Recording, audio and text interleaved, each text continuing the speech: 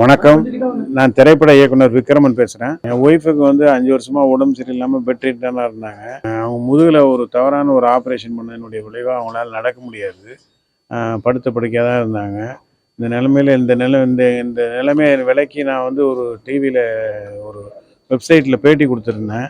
அதை பார்த்த மாண்பு முதல்வர் அவர்கள் உடனடி நடவடிக்கையாக நான் முதல்வருக்கு அதில் வேண்டுகோள் விடுத்திருந்தேன்.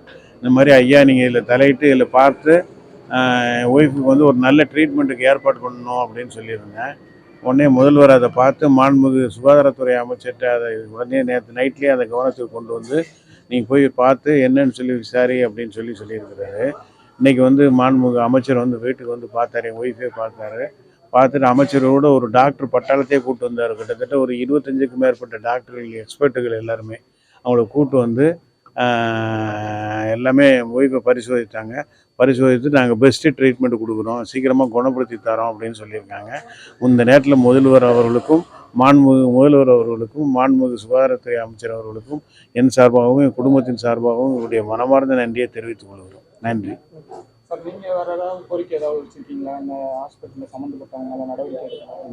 அதெல்லாம் வைக்கல. அந்த மாதிரி அந்த ஹாஸ்பிட்டல் பேரே நான் எடுக்கலை. எனக்கு அது தேவையில்லை. என் ஒய்ஃபு குணமாகணும், அவ்வளோதான். நான் வியாபாரியாக இருக்க விரும்பலை. முன்னேற்றங்கள் இருக்கா?